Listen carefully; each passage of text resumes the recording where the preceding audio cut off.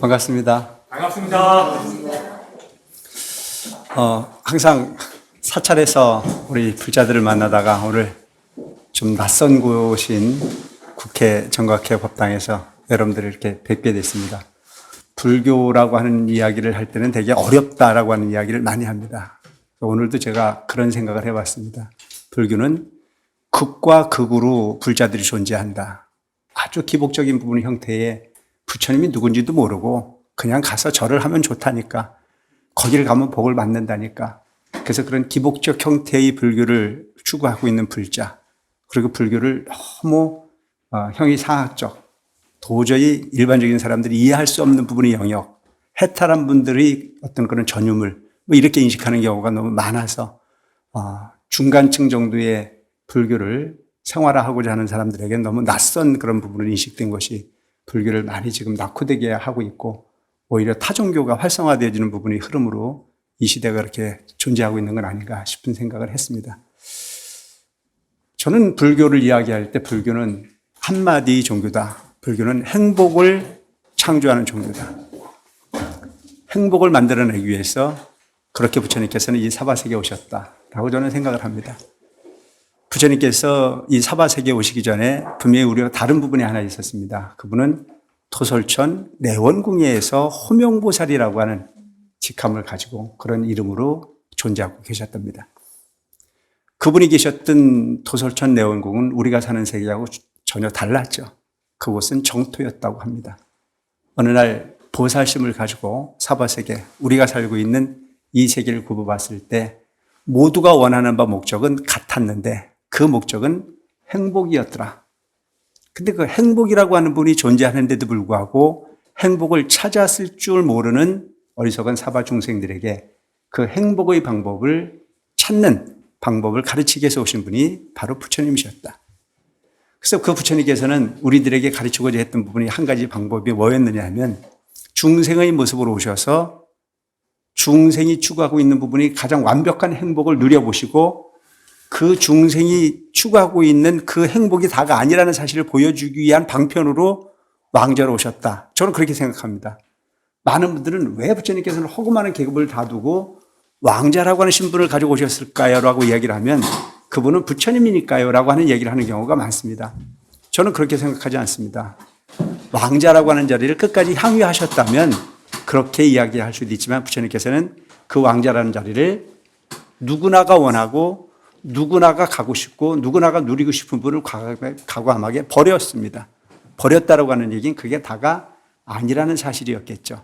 그래서 출가 이후에 6년의 고행을 통해서 일체 중생이 꿈꾸고 있는 분의 삶의 방법을 가르칠 수 있는 깨달음, 그걸 우리는 해탈이라고 이야기를 하는데, 그 해탈의 주인공이 되신 부처님께서는 중생들에게 그 가르침이라고 하는 부분을 위해서만 오신 것이 아니고 그분은 태어나시면서부터 출가의 행위에 이르기까지, 그리고 깨달음을 얻고 난 후에 중생을 제도하는 방법까지 모두가 다 가르침의 목적이었다, 수단이었다라고 생각할 수밖에 없다라고 생각을 합니다. 부처님은 분명 법화경이라는 경전에 보면 이미 구원급 전에 깨달음을 얻으신 부처님이셨습니다. 그런데 그분께서 왕자의 모습으로 태어오셨고 번민하셨고 출가하셔서 6년이라고 하는 시간을 수행을 통해서 실행을 하되 그 6년의 시간은 일주아부지 경 6년이었다. 한 번 앉아서 6년이라고 하는 시간을 보내되 그 시간은 짧게만 느껴졌다.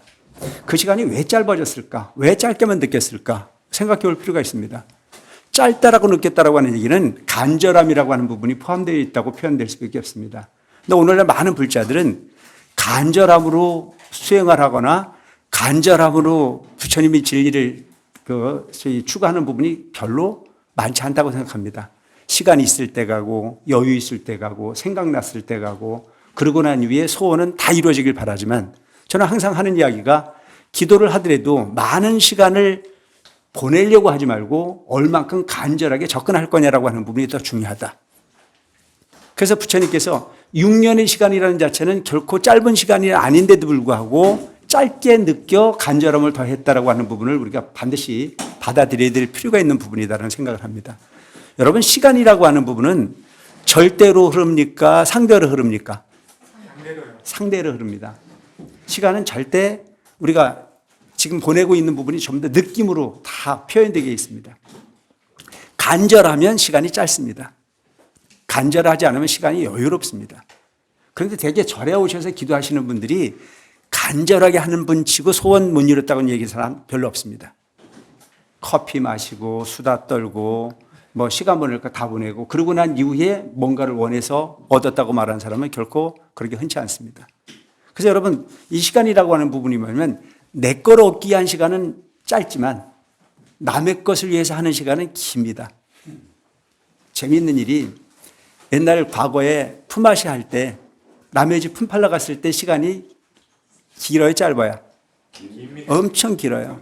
근데 그 일꾼 똑같이 불러서 우리 집 밥 말 때는 시간이 길습니까? 짧습니까? 엄청 짧아요. 이것이 내 것과 네 것의 차이예요. 이 부분 때문에 중생과 부처의 차이가 거기에 존재하고 있고 그것이 중생의 탐심과 보살심의 차이가 바로 거기에 있다. 네 것과 내 것이라고 하는 부분이 차별이 너무 강하기 때문에 어떨 때는 시간이 지루하게 가고 어떨 때는 시간이 아주 짧게 느껴지는 부분이라면 그 부분의 현상은 결코 다름이 아닌 마음의 현상이었다. 그래서 부처님께서는 6년의 고행을 통해서 깨달음을 얻으시고 난 이후에 가장 먼저 설하신 경전을 우리는 화엄경이라고 이야기하고 있지 않습니까? 여러분 화엄경이라고 하는 부분은 뭔 내용이라고 생각하십니까? 화엄경은 부처님의 깨달음의 세계를 있는 그대로 표현된, 예를 든다면 등산을 하는 사람이 산 꼭대기에 올라가 보지 않으면 사방팔방을 다 볼 수 없습니다. 등산을 하는 사람은 7분홍선을 올라가는 사람이나 9분홍선을 올라가는 사람이나 정해진 면밖에 볼 수 없습니다. 그런데 산 꼭대기로 올라가면 사방팔방을 다 볼 수 있습니다. 그 사방팔방이 다 보이는 감정을 드러내기 위해서는 밑에 올라가는 사람에게 아무리 설명해도 이해가 될까요, 안 될까요? 그 현상을 가보지 않은 사람은 볼 수 없습니다. 그래서 화엄경은 부처님께서 산 꼭대기에 올라가서 사방팔방이 다 보여지는 모습을 보고 너무 좋아서 야호하고 소리 지른 시기다. 저는 그렇게 생각합니다. 그래서 그 시기는 21일 동안이었다. 그 21일 동안에 부처님께서 중생의 모습으로 사시다가 부처님이 깨달음의 세계를 있는 그대로 설해놓은 것이 바로 21일 동안의 부처님 가르침이었다. 근데 그 화엄의 그 가르침을 알아먹은 중생이 있다고 그래요, 없다고 그래요? 없다고 그래요. 한 사람도 알아먹은 사람이 없었습니다. 그래서 부처님께서는 그 화엄경이라고 하는 부분은 부처님의 세계를 누군가를 대상으로 설명하기보다는 모든 중생이 가야 할 목적지를 설정한 겁니다. 산꼭대기에 올라와 보니 이렇게 좋더라. 내가 깨닫고 보니 이렇게 좋은 세계더라. 이런 좋은 세계에 너희들도 함께 가자 라고 하는 이야기를 하는데 9분홍선이나 7분홍선에 올라간 사람이 산꼭대기에서 그렇게 좋다고 이야기를 해도 상상만 할 뿐이지 이해가 됩니까, 안 됩니까? 아무도 이해할 수 없습니다. 그래서 그 이해할 수 없는 그 부분을 성숙시켜 이해시키기 위해서 다시 마음을 내신 것이 중생의 근기를 성숙시켜야 되겠다. 그래서 그 성숙의 과정으로 선택한 부분이 암경입니다. 그래서 암경의 가르침의 본질은 뭡니까? 사제 팔정도입니다. 고집멸도. 이 세상의 삶은 모든 부분이 고통이다. 그 왜 부처님께서는 낙원의 가르침인 그 소위 화엄의 세계를 설명해 내놓으시고 난 이후에 왜 중생들의 근기에 맞추기 위해서 내려오셔서 사제팔정도의 가르침, 즉 고를 먼저 설명하셨을까? 많은 사람들은 불교는 고통을 이야기하는 염세적인 종교다 이렇게 생각하는 사람들이 많이 계시는데 그건 그렇지 않습니다. 여러분, 우리는 행복하고 싶은데 행복하지 않은 것은 딴 면으로 얘기한다면 환자라는 얘기예요. 완벽한 부분의 행복을 원하는 목적은 정했지만 행복의 방법을 모르기 때문에 우리는 정신적으로 병든 존재요. 환자라는 얘기죠. 그래서 고통이라고 느끼는 사람은 고통으로부터 자유로울 수 있지만 고통 속에 살고 있으면서도 고통이라는 사실을 인식하지 못하는 사람은 희망이 없습니다. 그래서 불교는 정확한 일체 중생의 상태를 진단하는 데서부터 불교는 출발을 합니다. 그래서 부처님께서 가장 먼저 설하셨던 부분이 가르침인 바로 고통인데 그 고통이라는 자체는 네 가지의 고통이 있다. 나는 것 고통, 늙는 것 고통, 병드는 고통, 죽는 고통. 그리고 거기에 네 가지를 더 보탠다면 사랑하는 사람과 헤어지는 고통, 미운 사람하고 만나는 고통, 그리고 구하되 구해지지 않는 고통, 그리고 이 세상의 모든 부분이 삶은 다 오음선고 다 모든 부분이 고통 아닌 부분이 없더라 해서 8가지 고통으로 이렇게 나누는데, 그래 보면 고통, 그래 그 고통이 맞아. 그 고통이 왜 나는 게 고통일까라고 하는 걸 생각해 볼 필요가 있는 거죠. 여러분, 나는 건 좋은 겁니까? 고통인 겁니까? 네? 나는 건 축복이잖아요. 근데 왜 부처님께서는 나는 것을 고통이라고 말씀하셨을까요? 나는 순간부터 우리는 고통을 가지고 옵니다. 그래서 나는 순간부터 불안해지기 시작합니다. 그래서 아이를 세상 바깥에 낳자마자 울어야 안 울어요? 보셨습니까? 왜 운다고 생각하세요? 왜? 생명을 갖는 순간에 이미 불안합니다. 생명을 갖는 순간에 이미 고통을 가지고 왔어요. 그 고통 중에 가장 큰 두려움은 죽음의 고통입니다. 낳는 순간에 내 생명에 대한 애착 심리가 생기기 때문에 그때부터 불안해서 웁니다. 그래서 아이의 울음이라는 자체는 즐거움의 울음이 아니고 공포의 표현이라고 볼 수가 있습니다. 그래서 우리는 이런 두려운 세상에 한 발을 내디뎌 불안한 인생을 시작했다고 그 신호를 한다고 볼 수가 있죠. 근데 여러분, 부처님께서 태어오실 때는 울었대요, 안 울었대요? 예? 안 울었다 그러잖아요. 이게 우리하고 다른 부분이에요. 부처님은 이 세상을 목적형으로 오셨어요. 근데 오늘날 우리 삶이라는 자체는 목적을 통해서 온 것이 아니고 업을 통해서 왔습니다. 그렇기 때문에 그 삶이 다른 거라 볼 수 있죠. 그래서 부처님께서 이 사바세계에 오셔서 일성으로 하신 말씀은 천상천하 유화 독존이다.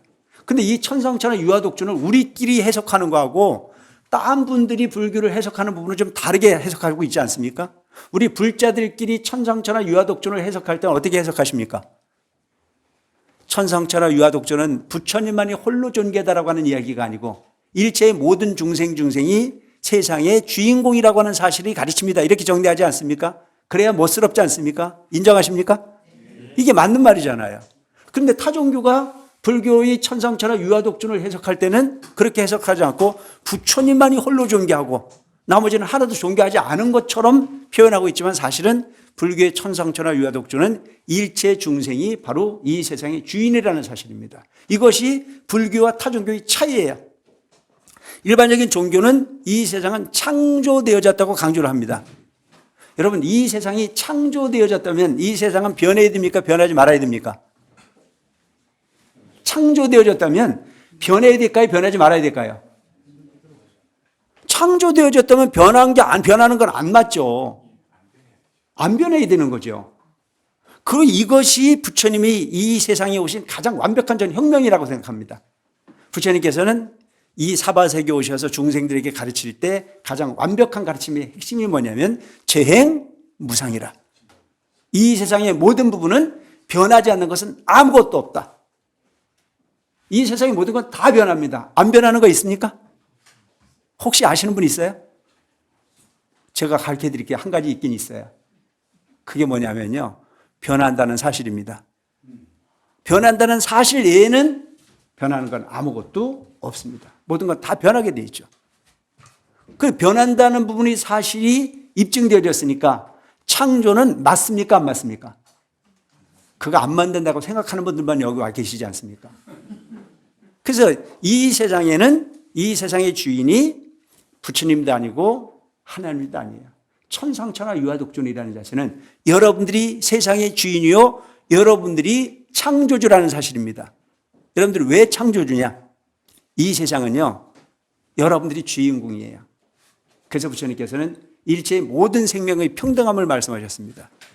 존비기천은 존재하지 않는다. 파리의 목숨이나 사람의 목숨이나 다르지 않다. 생명의 가치는 똑같습니다. 그래서 생명은 존중받아야 되는 게 사실입니다. 그래서 여러분, 이 세상에 여러분들이 왜 창조주냐면 이 세상에 존재하는 객관의 세계는 주관이 인식했을 때 존재합니다. 인정하십니까? 지금 여러분 오늘 월두 스님 처음 뵙는 분 있죠? 많죠? 에? 월두 스님을 여러 번 본 사람은 그 사람 원래 그래 이렇게 인식이 되죠. 그 사람이 그 마음에 월두 스님이 이미 창조되어 있어요. 그 처음 보는 사람은 지금 월도 스님을 처음 보지 않습니까? 처음 보는 순간에 월도 스님이 내 마음에 창조가 됐습니까? 안 됐습니까? 근데 오늘 법문이 재미가 있나요? 없나요? 재미있다고 생각하는 사람은 월도 스님은 재미있는 사람으로 창조가 된 거예요. 근데 오늘 말 같지도 않은 소리를 하고 앉았어요. 그러면 그 말 같지도 않다라고 하는 부분으로 월도 스님을 만났으니까 월도 스님이 어떤 사람이에요? 재미없는 사람이에요. 창조는 내 마음이 하는 거지 상대가 하는 게 아니라는 사실이 입증이 됐습니까? 안 됐습니까? 그런 거로 여러분들이 창조주입니다. 여러분 대단한 분들이에요. 창조주, 세상을 창조하는 건 여러분들이라는 사실이죠. 그래서 여러분들이 이 세상을 어떻게 창조할 거냐? 참 묘하죠? 보는 것만큼 있는 대로 창조하지 못하는 것이 우리 삶입니다. 부처님은 이 세상을 보는 것만큼 있는 그대로를 창조할 수 있는 능력을 가지신 분이 부처님이셨다면 우리는요, 이 세상을 창조하는 게 지 기분대로 해요. 일관성이 없어요. 똑같은 현상을 보고도 지 기분에 따라서 상대를 볼 수밖에 없는 그런 우리는 어변으로 세상을 살고 있어요. 그래서 불교가 얘기하고 있는 부분은 이 세상을 있는 그대로 볼 줄 아는 마음을 가져라. 여러분 이 세상을 있는 그대로 보십니까? 지 기분에 따라 보지 않나요? 자, 나의 가장 가까운 사람이 내게 생각하지도 못할 엄청난 가치의 선물을 줬습니다. 기분이 좋아요, 안 좋아요? 기분이 좋죠. 기분이 아주 좋아져 있는 상황인데 우리 아이가 학교에서 성적표를 받아가지고 왔는데 개발레발 해갖고 왔어요. 내 기분이 너무 좋거든요. 그래서 내 아이가 성적표가 마음에 안 들게 가지고 왔어요. 그럴 때 그 아이가 그냥 밉습니까? 그럴 수도 있습니까? 예? 그럴 수도 있죠. 참 묘하잖아요. 그런데 내하고 가장 가까운 사람이 나를 지금 실망시켰어요. 상상하지도 못할 만큼 지출을 해가지고 왔고 주식인가 뭔가를 해가지고 완전히 적자를 봐갖고 왔다면 근데 그 상황에 아이가 성적표를 기대치 이하로 받아가지고 오면 그 아이가 그럴 수도 있습니까? 뭔 생각이 드나요? 지혜비를 닮아가지고 하는 것마다 그 짓을 한다라고 하는 부분으로 분명히 표현이 될 수밖에 없을 겁니다. 자, 그렇다면 그 아이는 어느 때는 그렇게 받아가지고 왔을 때도 그럴 수도 있다고 이야기하고 어느 때는 애비하고 동격을 시켜가지고 비난의 대상이 되는 부분을 보면 아이가 헷갈릴까요? 안 헷갈릴까요? 그런 헷갈리는 세상을 누가 만들고 있습니까? 우리 스스로가 만들어가고 있습니다. 그 세상을 그렇게 만들어가는 부분은 나인데도 불구하고 우리는 그 부분을 누군가가 그렇게 만들어줬다라고 하는 착각 속에 머물러 사는 부분이 우리 삶이다. 그래서 이 세상의 삶이라는 자체는 창조라고 하는 부분이 여러분들이 창조의 주인공이요. 여러분들이 과거에 창조되어진 부분으로 현재를 살고 있고 현재에 창조하는 부분을 통해서 미래를 가져갈 수밖에 없다라고 하는 가르침이 부처님의 가르침의 핵심이라는 점을 꼭 기억할 필요가 있다. 이해되십니까? 네. 그렇기 때문에 창조를 하려면 어떻게 창조를 해야 되느냐? 우리는 지금 안이비설십이 육근이 육경의 대상을 통해서 끊임없는 번뇌를 만들 때 그 번뇌는 착시되어진 부분을 사실이라고 믿고 가는 부분을 우리는 번뇌라고 얘기를 합니다. 그래서 다투는 걸 보면요. 먼저 본 부분이 내 기억이 되지고 먼저 기억한 부분을 기준점을 삼아서 나하고 맞지 않으면 다툽니까 안 다툽니까? 그래서 그 부분을 논리를 보면 먼저 보고 먼저 습관되어진 부분이 논리를 내 논리라고 강하게 주장하고 있고 그 논리와 조금 맞지 않는 부분이 오면 다툼의 현상이 일어나기 때문에 그것은 큰 일에서부터 회사의 일, 사회의 일, 가정의 일, 동료의 일 모든 부분들이 그렇게 주장하는 바가 강한 부분에 의해서 다툼의 현상이 일어나는 부분이다. 그걸 그렇게 심각하게 다퉜을 때 가야 될 곳은 어디냐? 국회, 정각회, 법당이다.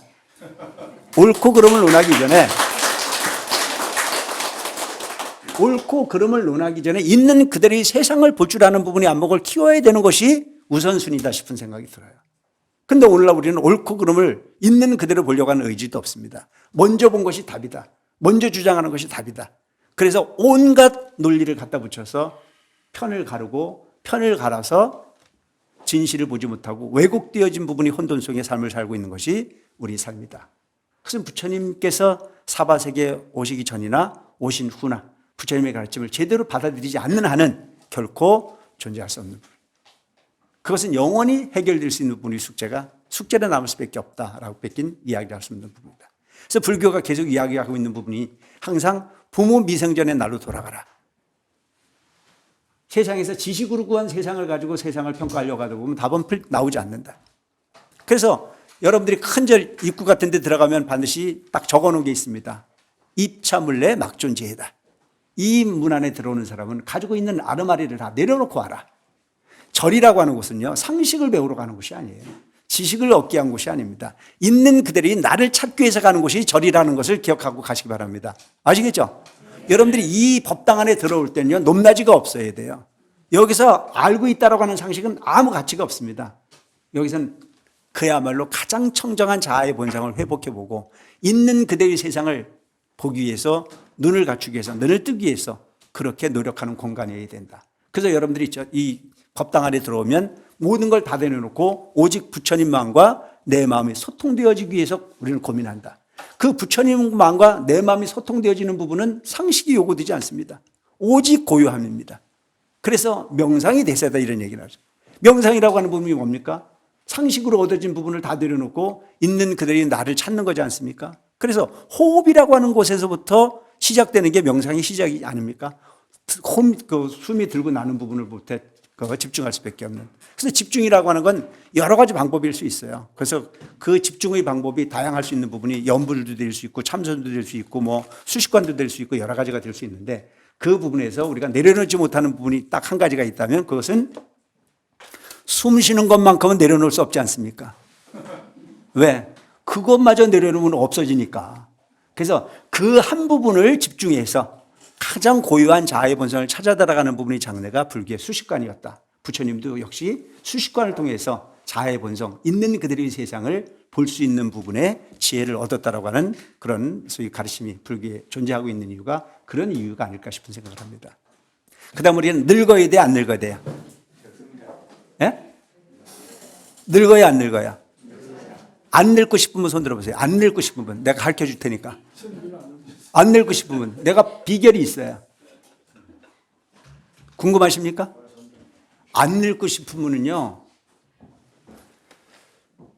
빨리 죽으면 돼요. 그래 여러분 늙는 것은 당연한 거예요. 있는 그대로의 세상이에요. 그래서 늙는다라고 하는 부분은 결코 나쁜 게 아니다. 이거는 누구에게나 주어지는 부분이 아니라 복 있는 사람만 늙을 수 있습니다. 그 다음에 여러분 이왕 늙을 거면 어떻게 늙어야 될까요?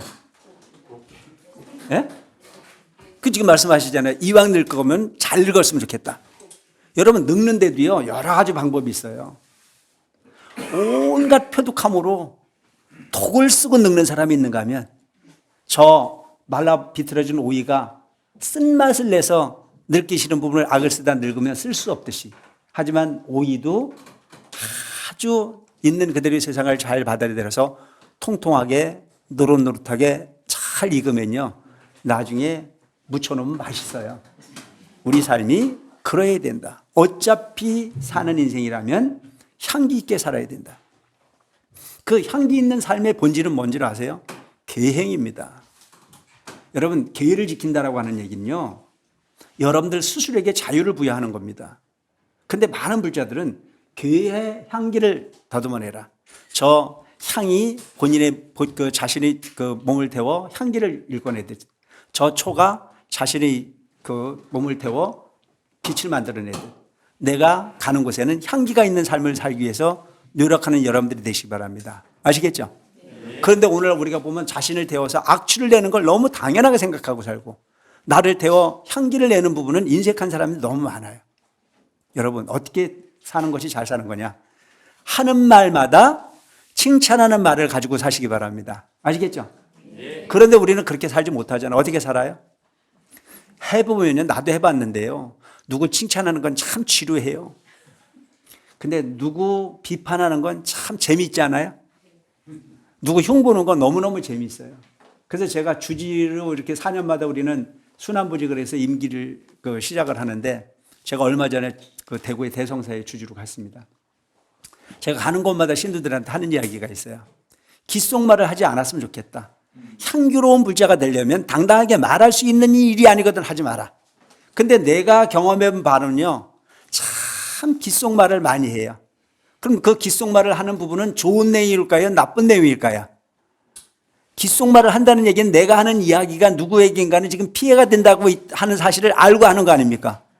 그 복받을 일이에요? 엇받을 일이에요? 엇받을 일을 아는데도 그걸 그렇게 하고 있어요. 그래서 누군가가 귓속말을 이야기하면요, 그걸 닫아야 되거든요. 그거 나한테 말하지 마라. 나 그건 지킬 수 있는 능력이 없다. 이렇게 이야기를 하면 그 사람이 두 번 다시 나한테 귓속말 하려고 그 생각을 안 하거든요. 근데 대개는 뭐라고 그러냐면 그거 말고 또 없어 그러거든요. 그러고 나서도 본인은 향기를 만들어 온 겁니다. 절에 오는 사람들이 최소한 업을 만들어 오는 건 아니지 않습니까? 복을 만들어 오고 향기로운 부분의 부처님을 만나기 위해서 왔는데도 불구하고 그 업의 향기에 취해서. 그래서 우리가 흔히 보면 여러분 이 세상은요, 알아야 됩니다. 저 밤에 불을 켜놓으면 불나방이 불을 찾아가지 않습니까? 불나방이. 그래서 옛날에는 저 시골에서 그 솔나방 방제를 위해서 마을 사람들이 장작불을 피웠습니다. 그럼 저 멀리 있는 솔나방들이 다 날라와가지고 거기 불에 스스로 들어갔어요. 근데 그 불나방이 날개를 달고 머리를 믿고 화장을 하고 그 밤에 활을 타는 불을 찾아올 때는 죽으러 가는 겁니까? 극락인 줄 알고 가는 겁니까? 네? 분명히 그 솔나방은요, 그 장작불을 피워놓고 나면 화장도 하고 머리도 빗고 온갖 장단을 다 하고 그리고 그 불을 찾아 날아갔어요. 거기가 극락인 줄 알고 갔는데 죽었어요, 안 죽었어요? 우리 삶이 바로 그런 겁니다. 계를 지켜라. 그것은 너 자신을 행복하게 하고 너 자신을 보호하고 너 자신을 향기롭게 하고 너의 삶이 영원한 생명으로 함께할 수 있는 부처님의 가피와 함께할 수 있는 부분이 장르라고 하는 부분을 계를 통해서 이야기를 하는데도 우리는 듣지 않습니다. 설마 그런 게 있으랴. 재미에 취해서 불나방이 불 찾아갔던 인생을 살지 마시고 철저하게 자기 자신을 지켜 살 수 있는 부분의 삶을 실행할 수 있는 여러분들 되시기 바랍니다. 무엇보다 중요한 부분이에요. 어차피 늙을 거라면 부처님을 생각하고 부처님이 가르친 개의 향기를 만들어낼 수 있는 부분의 삶을 살기 위해서 최선을 다하는 삶을 살아가시기 바랍니다. 이래도 세상은 살아야 되고 저래도 세상은 살아야 됩니다. 어차피 사는 인생이라면 반드시 향기 있는 삶을 살 수 있도록 노력하는 불자였으면 좋겠다. 그 다음에 어차피 사는 인생이라면 내가 가는 곳마다 화합이 존재하는 공간이었으면 좋겠다. 여러분 우리가 보면 어떤 사람이 갔을 때는 화합이 중심이 되는 분위기가 되는가 하면 어떤 사람만 가면 싸움이 벌어지는 데가 있어요, 없어요? 그래서 요즘에도 보면 어느 사람이 결혼을 해서 사는데도 그 사람 들어오기 전에는 그 집이 가화만석이라 꽃이 피었었는데 그 사람이 들어오고 난 이후에 가정이 다 망가지는 경우도 많습니다. 저는요, 종교 참 중요하다고 생각합니다. 대단히 중요해요. 그래서 여러분 꼭 부탁드리는데 종교를 위한 삶은 살지 마세요. 삶을 위한 종교를 활용하시기 바랍니다. 우리 불자는 적어도 종교를 위해서 맹신하는 삶을 살지 마시고 부처님 가르침을 잘 실행해서 그것이 여러분들의 삶에 화합을 가져오고 행복을 가져오고 가정을 일으키고 국가를 일으킬 수 있는 그런 인생의 삶의 주인공으로 살아주시기 바랍니다. 아시겠죠? 맹신은 다툼이 벌어집니다. 잘 가고 있는 가정을 파괴하고 형제지간에 우애가 있었던 부분을 깨버리고 여러 가지 현상들이 만들어집니다. 종교는 있고 삶은 없기 때문입니다. 여러분, 저희가 생각할 때는 부처님께서는 이 사바세계에 오신 이유가 삶을 행복하게 하기 위해서 오신 분이 부처님이십니다. 그것을 저버리고는 종교가, 불교가 없습니다. 그래서 처음도 끝도 나의 행복만을 위한 이기적 사고를 살지 마시고 너와 내가 함께 갈 수 있는 자타불이의 가르침을 실행할 수 있는 불자로 살겠다라고 하는 삶을 꼭 가슴에 담아주시기 바랍니다. 그래서 어차피 늙을 거라면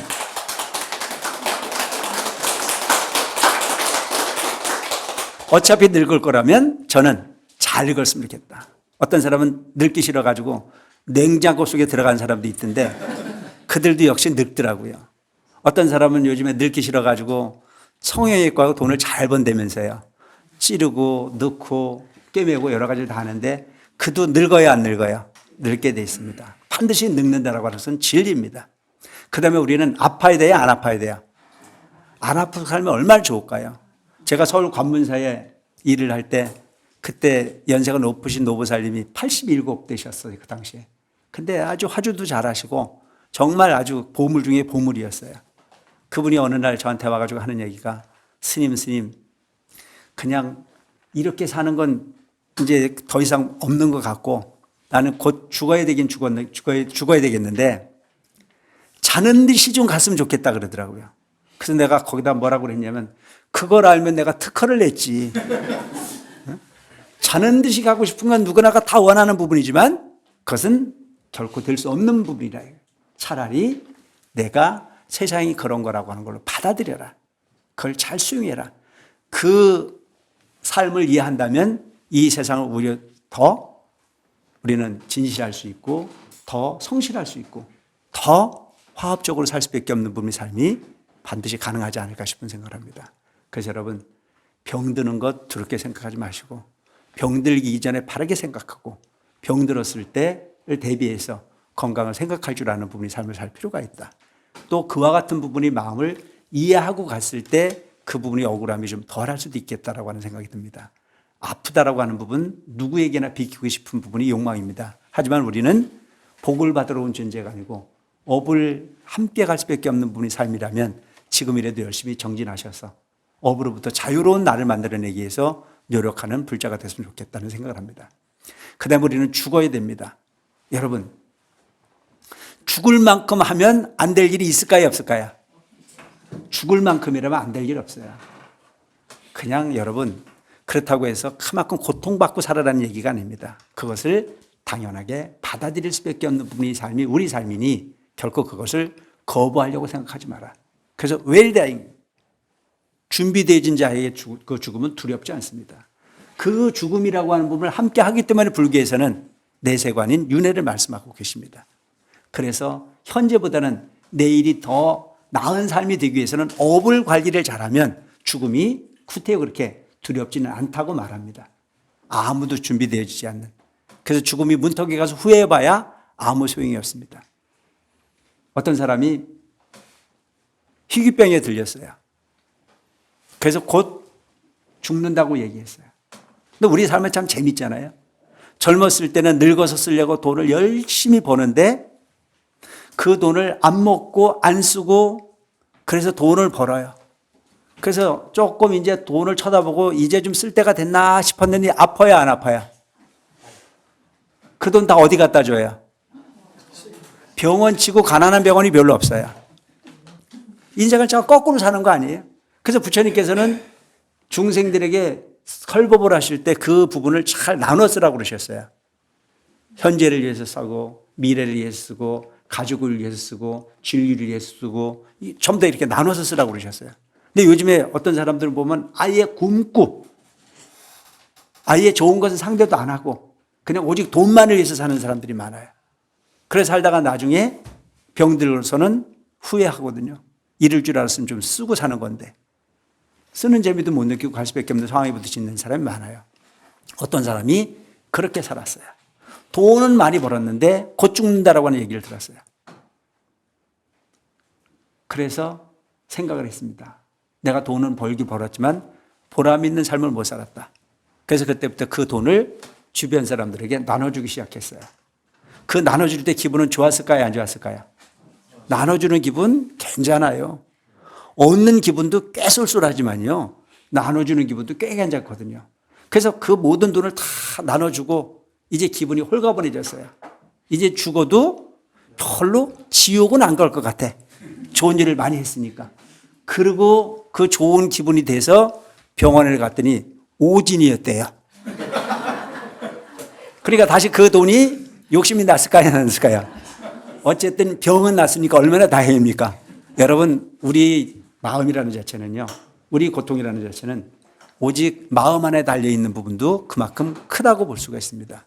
여러분 이왕 하는 부분이라면 누군가를 위해서 끊임없이 즐거운 마음으로 서비스할 수 있는 보살행을 실행하시기 바랍니다. 아시겠죠? 네. 누군가가 나를 찾아왔을 때 그 일은 귀찮을 수 있으나 그에게는 인생을 바꿀 수밖에 없는 정말 어마어마한 고통을 갖고 오는 경우가 있고 고민이 있을 수 있습니다. 내가 잠깐만 그 문제를 해결해 주면, 그 이야기에 귀 기울여 주면, 그 민원에 내가 조금만 정성을 다하면 어느 사람에게는 지옥이 극락으로 바뀔 수도 있습니다. 내게는 하찮은 일이지만 그에게는 인생을 바꿀 수 있는 일이라면 결코 소홀하지 않으려고 애쓰는 여러분들이 되시기 바랍니다. 그것이 가장 완벽한 공덕일 수 있습니다. 공덕은 저작거리에 나가서만 있는 것이 아닌 여러분들이 현상 속에서 얼마든지 그 공덕의 주인공일 수 있습니다. 이 세상은 무한하지 않습니다. 이 세상은 아주 유한합니다. 그 유한한 환경 속에서 내가 나의 미래를 어떻게 만들어갈 것인가라고 하는 자체는 철저하게 현재에 있다라고 하는 사실을 꼭 기억할 필요가 있다. 어차피 내는 마음이라면 꼭 좋은 마음으로, 내가 누군가에게는 꼭 필요한 삶으로, 누군가에게는 꼭 도움이 될 수 있는 삶을 고민할 줄 아는 우리 정각회 불자들이 됐으면 좋겠습니다. 그렇게 우리는 산다면 죽음 그렇게 두렵지 않습니다. 왜냐하면 어떤 사람이 돈을 모아서 좋은 아파트 사놨는데 헌 아파트 버리고 좋은 아파트로 이사 가면 기분이 좋아요, 안 좋아요? 좋죠. 이번 생에 이 헌 집 버리고 새 집으로 이사 간다는데 얼마나 좋겠습니까? 이게 불교입니다. 불교는 죽음을 두렵게 생각하지 않습니다.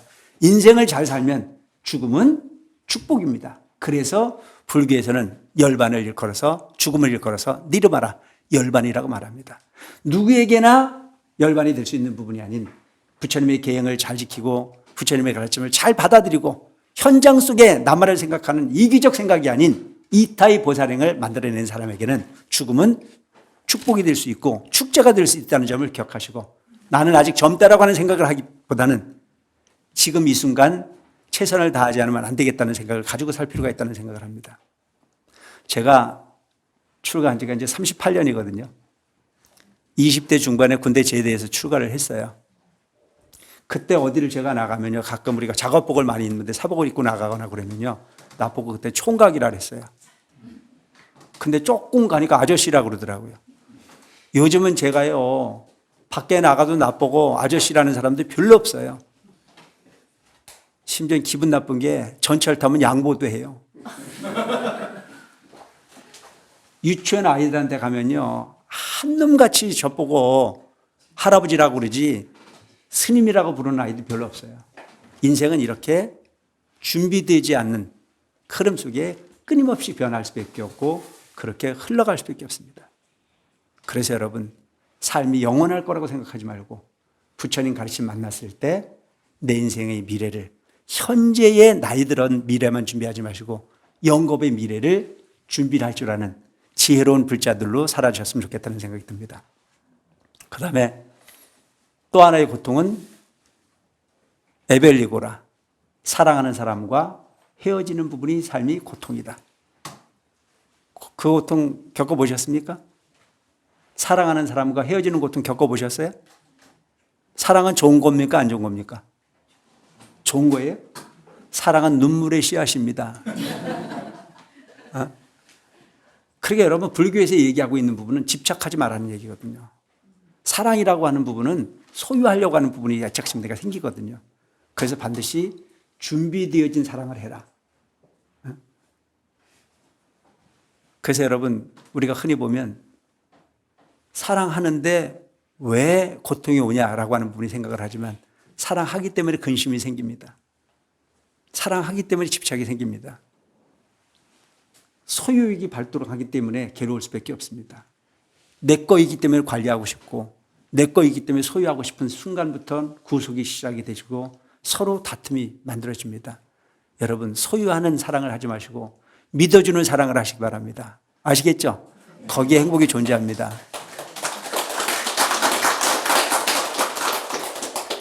그래서 여러분, 되도록이면 가족들이 불교를 이렇게 함께 했으면 좋겠다는 생각이 들어요. 함께 하면은요, 믿어줄 수 있어요. 그리고요, 그가 잘못하거든요. 그럴 때 우리가 할 수 있는 게 한 가지 있습니다. 뭐예요?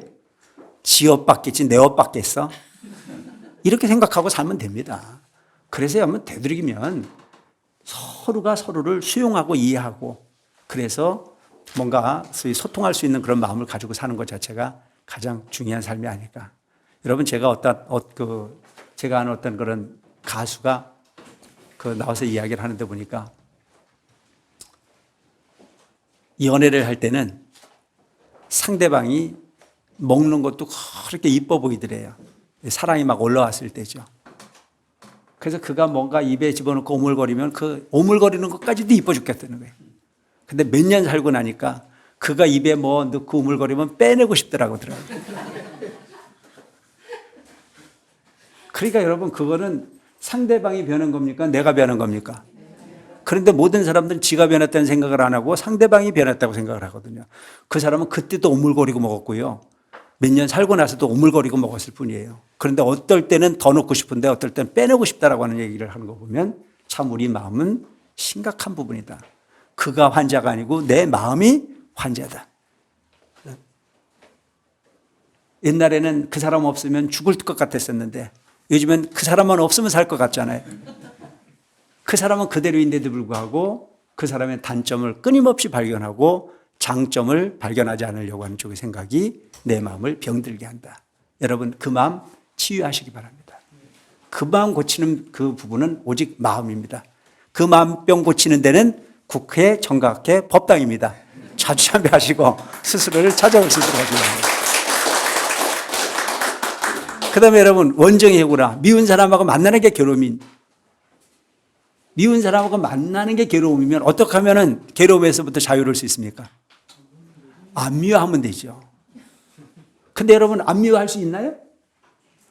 부모 만나면 그게 미워지는데요. 그걸 우리는 뭐라고 그래요? 업이라고 해요. 내 마음을 내 마음대로 안 되는 게 업입니다. 그 업 치료하는 건요. 법당 오는 것밖에 없어요. 자꾸 관세음보살 불러서 자꾸 부처님 바라다 보고 내 마음을 부처님 마음처럼 있는 그대로의 세상을 만들어 보고 있는 그대로의 세상을 편견 없이 보기 위해서 노력하는 삶을 살기 위해서 애쓰는 여러분들이 됐으면 좋겠다. 구분 없고 구하되 구해지지 않아요. 아들 낳고 싶은데 딸 나오고 딸 낳고 싶은데 아들 나오고 이게 세상이지 않습니까? 계산대로만 되면 이 세상이 얼마나 행복한 세상이겠습니까? 구하되 구해지지 않는 것이 이 세상의 삶이다. 그 다음에 여러분 부처님과 우리가 다른 게 하나 있어요. 부처님은 세상을 있는 그대로를 다 행복하게 보셨어요. 혼자 있으면 조용해서 즐겁고 둘이 있으면 재미있어서 즐겁고 누워 있으면 편안해서 즐겁고 서 있으면 활동적에서 즐겁고 그냥 모두가 다 즐거운 게 부처님 마음입니다. 그런데 오늘날 우리는 어떻습니까? 모든 게 다 죽겠어요. 외로워 죽겠고 귀찮아 죽겠고 허리 아파 죽겠고 심지어는요 배고픈 사람에게 밥 주고 누고 나면 배불러 죽겠다 그래요. 배고파 죽겠고 다 죽겠지 않습니까? 만족하지 못한 부분의 삶 그 어디에도 내 마음을 바꾸지 않는 한은 완벽하게 만족한 공간은 없습니다. 그 완벽한 공간은 여러분들이 마음을 바꾸는 순간에 가능하다는 점 기억하시고 그 마음 바꾸기 위해서 끊임없는 수행과 끊임없는 부처님의 가르침을 실행했을 때 가능하다는 점을 기억하시고 열심히 정진하시고 부처님이 상구불이 하와중생 보살심이라는 자체를 잃지 않고 노력하는 행위를 통해서 여러분들도 행복하시고 세상도 행복한 세상에 삶을 살아주시길 바라면서 오늘 두섬는 법문을 맺겠습니다. 감사합니다.